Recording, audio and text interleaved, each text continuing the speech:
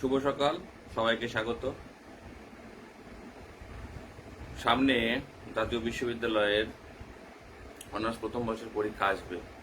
Form fill আপের কাজ চলছে, কিংবা আরো যেসব পরীক্ষা আসন্ন হয়েছে, যেটা উদ্দেশ্যে বলি না কেন, মেন কথা হচ্ছে গাইড পড়বো না বই পড়বো। আমি গাইডের পক্ষপাতী নই, ব্যক্তিগতভাবে নই। হ্যাঁ, গাইড হয়তো যারা শিক্ষার্থী আছো তাদের কাজে লাগবে, তোমরা দেখতে পারো, ধারণাটা নিতে পারো, বাট বই পড়ো। বই পড়তে হবে। গাইড তোমাকে কিছু ক্ষেত্রে হয়তো সহায়তা করবে, কিন্তু গাইড থেকে লেখা আমি পক্ষপাতী নই। বেশ কিছু আমি জাতীয় বিশ্ববিদ্যালয়ের উত্তরপত্র মূল্যায়ন করি এবং নিরীক্ষণের কাজেও থাকি। তো নিজের অভিজ্ঞতায় দেখেছি, উত্তরপত্রে লেখা বাংলাদেশে কি সমাজকর্ম পেশা? সবাই, প্রায় সবাই, দুই একজন বাদ দিয়ে ধরলাম না, লিখছে বাংলাদেশে পেশা। বাংলাদেশে কি আদৌ সমাজকর্ম পেশা? কখনো, মানে বাংলাদেশের সমাজকর্ম কিন্তু পেশা নয়। কোথায় পেয়েছে? গাইডে পেয়েছে। দুঃখজনক। বই আছে, মূল বই আছে, সেই মূল বই ওইগুলো তোমরা পড়ো, দেখো। আরেকবার দেখছি যে, আমি ইয়ারটার নাম সম্ভবত বলবো না, থাকবো না বলি, স্টুডেন্টরা ইউএনডিপির পূর্ণরূপ আসছে। ইউএনডিপির পূর্ণরূপ লিখো, 1 নম্বরের এর প্রশ্ন অ্যান্সার করতে হবে। তো একটা স্টুডেন্টও ঠিক দেখে নাই। ঘটনা কি? আমি তো বললাম এতগুলো স্টুডেন্ট একজনও তো ঠিক লিখতে হবে। পরে বিষয়টা আবিষ্কার করি, সেটা হচ্ছে তারা ভুল পড়েছে। এই যে ভুল পড়ার যে দায়িত্ব, এটা নেবেই কেউ।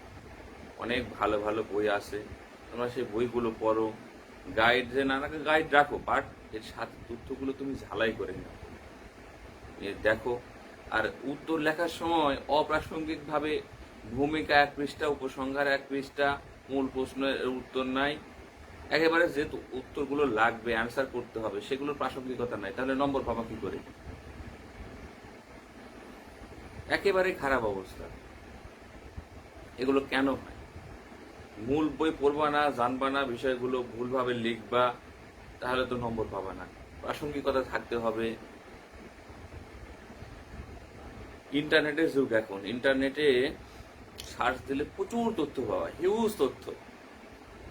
সেই তথ্যগুলো তুমি ভাই পড়ো, লেখো, বঙ্গানুবাদ করার চেষ্টা করো।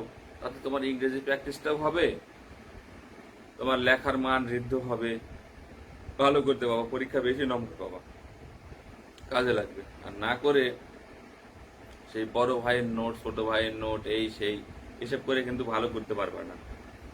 দিন শেষে কিন্তু একসময় অনেক পিছিয়ে যাবা। ওরা সুযোগ পায় না সেই সময়। এখন ইন্টারনেটের যুগে এসে অনেক সুযোগ, একটা স্কোপ, একেবারে বিশাল বড় একটা স্কোপ ওপে এসেছে, যেগুলোকে কাজে লাগাতে হবে। অনেক বই আছে। যে তোমার যে মূল কোর্স, যেমন সমাজকর্মের ক্ষেত্রে আমি বলি যে মূল বই ব্যক্তি সমাজকর্ম, দল সমাজকর্ম, সমষ্টি সংগঠন, সমষ্টি উন্নয়ন, এই কোর্সগুলো, কিংবা আরো যেসব পদ্ধতি আছে, এগুলোর বাইরে যেগুলো তোমার থাকে, সেগুলো তো বই পাবা, প্রচুর বই পাবা।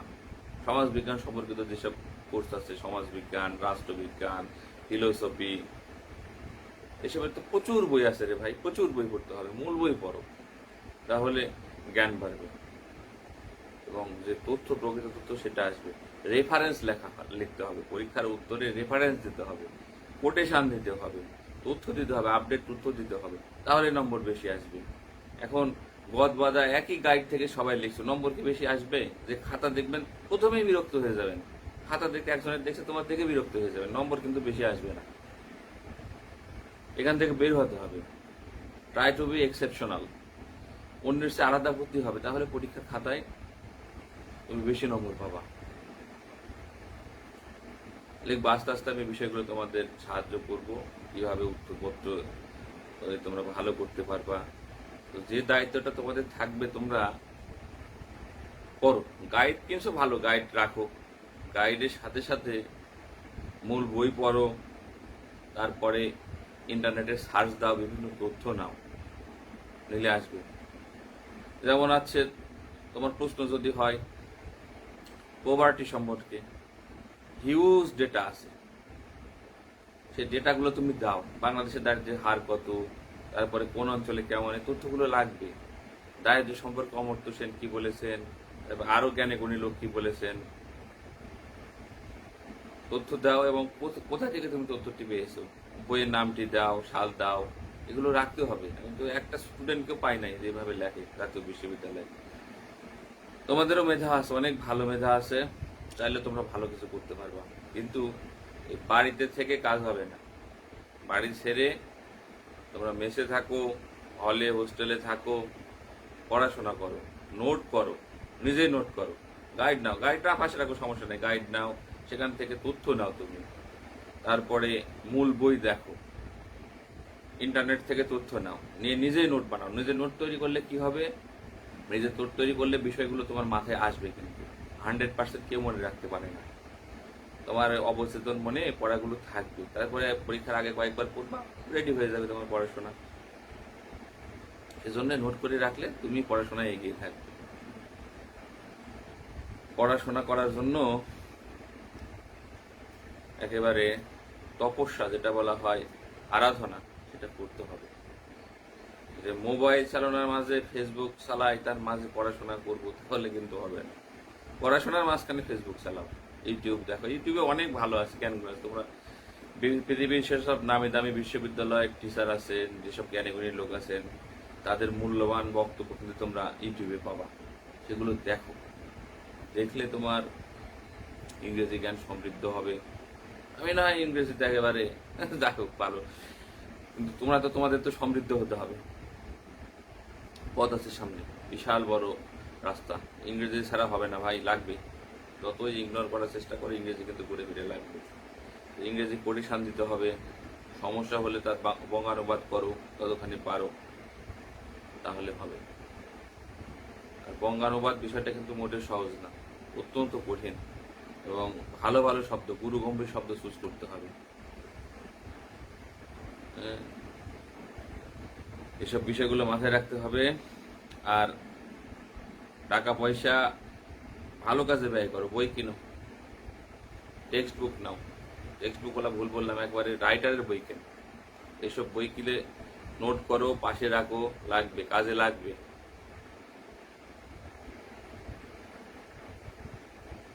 আশেপাশে সব মানুষজন আছে, সেখান থেকে পাবা। লাইব্রেরিতে বসো, লাইব্রেরিতে বসে নোট করো। জাতীয় বিশ্ববিদ্যালয় থেকে ভালো ছেলে ফেলে আসে না, অনেক আছে, অনেক ভালো আছে, অনেক ভালো ভালো পজিশনে আছে, অনেককে আমি চিনি। আমার জানার বাইরেও অনেকে আছে ভালো করছে।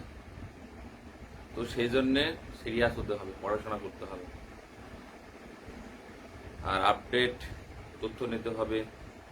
ইন্টারনেটে সার্চ দাও, পিডিএফ বই আছে, পিডিএফ বই থেকে তোমার যে তথ্যগুলো আছে, 2-4টা তথ্য দাও, রেফারেন্স দাও।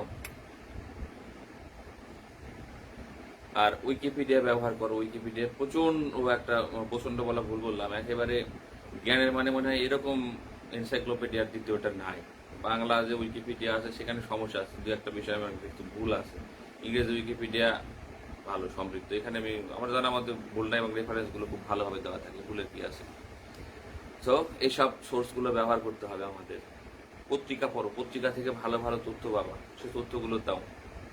বিখ্যাত ব্যক্তিদের এর কোটেশন দাও। এখন নম সংস্কৃতিকে ভালো লাগুক আর না লাগুক, তার কথাগুলো, তার ভাষা জ্ঞান কাজে লাগাও, তার দিতে হবে। মানুষের পার্সোনাল ভিউ, সে যা থাকে থাকুক, তার বিষয় দেখার কিছু না, কিন্তু তার জ্ঞানকে কাজে লাগাও। অনেক বিষয়, অনেক মানুষকে পার্সোনালি তোমার ভালো না লাগতে পারে, আমারও ভালো না লাগতে পারে, কিন্তু তার জ্ঞানগুলো তো কাজে লাগাতে হবে। এটা ইগনোর করা যাবে না, ইগনোর করার কোনো স্কোপ নাই। জ্ঞানী লোক, তার জ্ঞানকে স্বীকার করতে হবে, তার জ্ঞানকে পরীক্ষার খাতায় আনতে হবে। ব্যক্তিগত ভালো লাগা, ভালোবাসার বিষয় এখানে না। একেবারে সম্পূর্ণ একজন জ্ঞান পিপাসু হয়ে এই তথ্যগুলো তোমার পরীক্ষার খাতায়, উত্তরপত্রে আনতে হবে। অন্যদের সে সবসময় মনে রাখতে হবে, অন্যদের যে লেখা তার চেয়ে তোমার লেখা পার্থক্য থাকবে। কিভাবে পার্থক্য আনতে হবে? যেসব গদবাঁধা লেখে সেখান থেকে বের হয়ে আসতে হবে। ঠিক আছে, ভালো থাকো সবাই। তারপরেও যদি অনেকে ফেসবুকে, মেসেঞ্জারে আমার সাথে যোগাযোগ করো, আমি তো হেল্প, যতখানি পারি ব্যস্ততার মাঝে হেল্প করি এবং করবো। সবাই ভালো থাকো, সুস্থ থাকো। তারপরে যদি কারো কোনো জিজ্ঞাসা থাকে, এই অদম তো আছেই, অদমের কাছে যোগাযোগ করবা, যতখানি পারি আমি হেল্প করার চেষ্টা করব। আমাদের শ্রদ্ধেয় সাবেক সহকর্মী ইফতেখারুল ইসলাম ভাই দেখছেন, ভাইকে সালাম। অত্যন্ত ভালো মনের মানুষ, সহজ সরল মানুষ, হাসি মাখা মুখ, আমার একজন পছন্দের মানুষ। শুভ সকাল ভাই, ভালো থাকবেন। সবাইকে শুভ সকাল।